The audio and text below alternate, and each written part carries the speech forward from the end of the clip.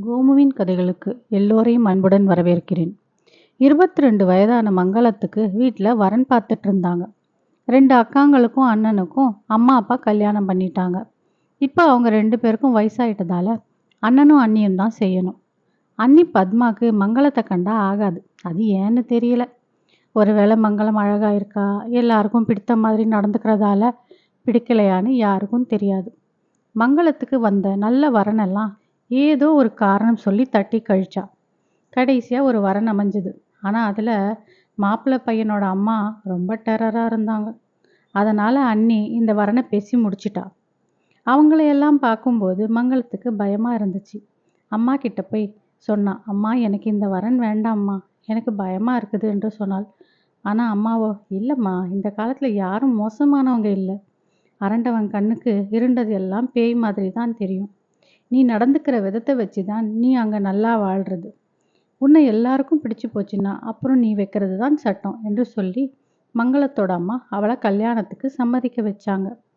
நல்ல அரக்கு நிறத்து பட்டு சேலையில் தேவதையாக இருந்தா மங்களம்.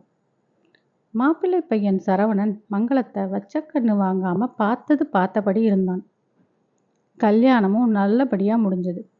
மங்களம் மாமியார் வீட்டில் காலடி எடுத்து வச்சா. பால் பழம் கொடுக்குற சடங்கெல்லாம் முடிஞ்சு அண்ணனும் அண்ணியும் மங்களத்துக்கிட்ட சொல்லிட்டு கிளம்பிட்டாங்க. அவங்க அப்படி போனதும் மாமியார் சிவகாமி மங்களத்துக்கிட்ட, ஏமா புது பொண்ணு, போய் பஜ்ஜி சுட்டு காப்பி போட்டு எடுத்துட்டு வா என்றாள்.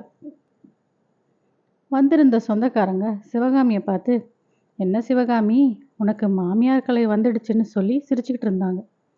மங்களத்துக்கு என்ன பண்ணுறதுன்னு தெரியலை.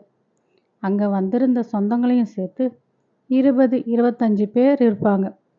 கட்டியிருந்த சேலையை கூட மாற்றாமல் மங்களம் எல்லாருக்கும் வாழைக்காய் பஜ்ஜி வெங்காய பஜ்ஜின்னு போட்டு கொடுக்க சாப்பிட்டுக்கிட்டே இருந்தாங்க.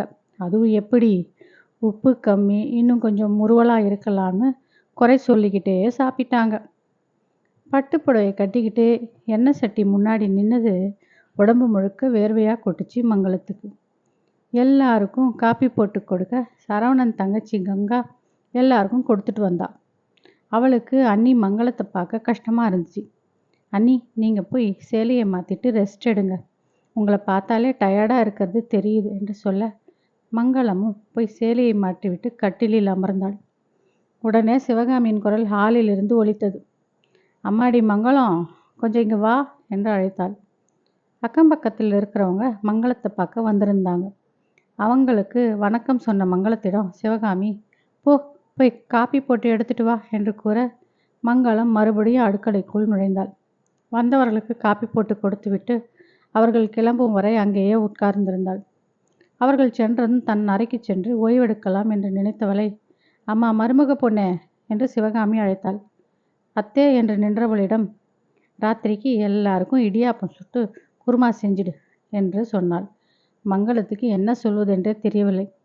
வந்த முதல் நாளே இப்படி வேலை வாங்குறாங்களே. அண்ணி, நான் உங்களுக்கு என்ன பாவம் பண்ணேன், என்னை ஏன் இப்படி ஒரு இடத்துல கட்டி கொடுத்தீங்க என்று மனதுக்குள் விம்மினாள்.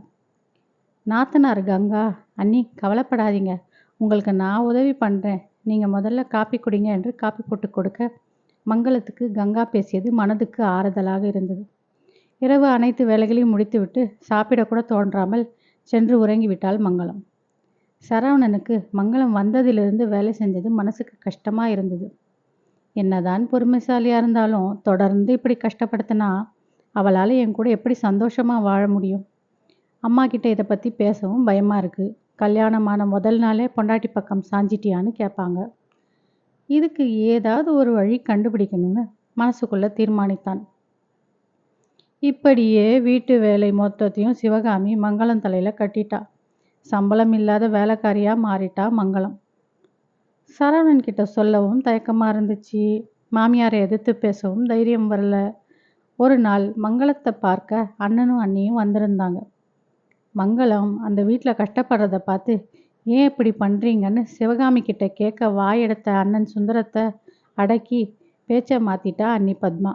அவளுக்கு மங்களம் கஷ்டப்படுறத பார்த்து உள்ளுக்குள்ளே சந்தோஷமாக இருந்தது. ஆனால் அண்ணன் முன்னாடி வருத்தப்படுற மாதிரி நடிச்சா. ஒரு நாள் சிவகாமியை பார்க்க அவளுடைய தோழி அம்புஜம் வீட்டுக்கு வந்திருந்தா. என்ன சிவகாமி இவ்வளவு குண்டாயிட்ட? என்னோட சிவகாமியான்னு சந்தேகமா இருக்கு. ஏன் உடம்புல ஏதாவது பிரச்சனையா என்று கேட்க உடனே சிவகாமி, எனக்கு என்னடி பிரச்சனை, நான் சந்தோஷமா இருக்கேன் என்று சொன்னாள். உனக்கு இன்னும் ஒரு பொண்ணும் பையனும் கல்யாணத்துக்கு இருக்காங்க. அவங்க கல்யாணத்தை எடுத்து செய்யணும்னா உடம்பு ஆரோக்கியமா இருக்கணும்ல, அதான் கேட்டேன் என்றாள். அது சரி அம்புஜம், நீ எப்படி சின்ன வயசுல எப்படி இருந்தியோ அதே மாதிரி இருக்க என்று கேட்டாள் சிவகாமி. எனக்கு என்ன குறைச்சல், அன்பான மகன், பணிவான மருமகள். என் மருமக காலையில் எனக்கு வீட்டு வேலையில் உதவி செஞ்சுட்டு வேலைக்கு கிளம்பிடுவா. அப்புறம் நான் மீதி இருக்கிற வேலைகளை செஞ்சுட்டு டிவி பார்க்குறது, அக்கம் பக்கத்தில் பேசுறது, சாயங்காலமாக கோயிலுக்கு போகிறதுன்னு என்னை எப்பவும் சுறுசுறுப்பாக வச்சுப்பேன் என்று கூறினாள் அம்புஜம். அதை கேட்ட சிவகாமி, என்னடி லூசு மாதிரி பேசுகிற, மருமகன் எதுக்கு வீட்டுக்கு அழைச்சிட்டு வரோம், நமக்கு ஓய்வு கிடைக்கும்னு தானே அதை விட்டுட்டு எல்லா வேலையும் நீ இழுத்து போட்டு செய்கிற, இதை பெருமையாக வேற சொல்கிறியே என்றாள் சிவகாமி. அதற்கு அம்புஜம், நீ எந்த காலத்தில் இருக்கிறடி, வர மருமகளை பொண்ணு மாதிரி நடத்தணும். அதுவும் இல்லாமல் இந்த காலத்தில் சும்மா உட்காந்து சாப்பிட்டா சர்க்கரை நோய், கொழுப்புன்னு உடம்புல 1000 பிரச்சனை நமக்கு வந்துடும். அதுவும் இல்லாமல் நாம் நல்லா இருக்கும்போது அவங்களுக்கு ஒத்தாசையாக இருந்து அவங்களுக்கு வேணுங்கிறத செஞ்சோம்னா நம்மளோட தள்ளாமையில் அவங்க நம்மளை பார்த்துக்க கஷ்டப்பட மாட்டாங்க. பெரும்பாலான மாமியாருங்க வீட்டுக்கு வந்த மருமகள்களை கஷ்டப்படுறதுனால தான் பிற்காலத்தில் நமக்கு முடியலைன்னா எடுத்துகிட்டு போய் முதியோர் இல்லத்தில் விட்டுடுறாங்க. ஆமாம், நீ உன் மருமக கிட்ட எப்படி நடந்துக்கிறேன்னு கேட்டுக்கிட்டே இருக்கும்போதே மங்களம் கோயிலிருந்து வீட்டுக்கு வந்தான். உடனே சிவகாமி, சரி சரி அதெல்லாம் அப்புறம் பேசிக்கலாம், நீ என்ன சாப்பிட்றேன்னு சொல்லு என்றாள். இல்லை சிவகாமி, நேரம் ஆயிடுச்சு, நான் போய் ராத்திரிக்கு டிஃபன் செய்யணும், இன்னொரு நாள் வரேன் என்று சொல்லிட்டு கிளம்பிட்டா அம்புஜம். அம்புஜம் சொன்னதையெல்லாம் யோசித்து பார்த்த சிவகாமி, அட இது எல்லாம் நமக்கு ஏன் தோணாமல் போயிடுச்சு, அப்போ என் மருமகளுக்கு இப்போ மேலே வெறுப்பு மட்டும்தான் இருக்கும். இனிமேல் கொஞ்சம் கொஞ்சமாக அதை மாற்றணும்னு நினச்சிக்கிட்டது மட்டும் இல்லாமல் மறுநாளில் இருந்து மங்களம் மங்களம்னு தொட்டதுக்கெல்லாம் கூப்பிடுறத குறைச்சிக்கிட்டா சிவகாமி. வீட்டு வேலைகளையும் எடுத்து செய்ய ஆரம்பித்தா. இதெல்லாம் பார்த்த சரவணன், நல்ல வேலை அம்மா மாறிட்டாங்க, இல்லைன்னா தனி கொடுத்தனம் பிளானை அமல்படுத்த இருப்பேன்னு மனசுக்குள்ளே நினச்சி சிரித்தான். மங்களத்துக்கும் ஆச்சரியம் தாளலை. எப்படி அத்தை இவ்வளோ மாறிட்டாங்கன்னு நம்பவே முடியல. சிவகாமி கங்காக்கு எப்படி பார்த்து பார்த்து செய்கிறாளோ அதே தான் மங்களத்துக்கும் செஞ்சா. மங்களத்துக்கு சந்தோஷம் தாளலை. மங்களம் அரசு பள்ளி ஒன்றுக்கு விண்ணப்பிச்சிருந்தா. அதில் அவளுக்கு டீச்சர் உத்தியோகம் கிடைச்சிருச்சுன்னு மாமியார் மாமனார்கிட்ட ஆசீர்வாதம் வாங்கிட்டு போய் உத்தியோகத்தில் சேர்ந்துட்டா. ஒரு நாள் அன்னி பத்மா இவளை பார்க்க வந்திருந்தா.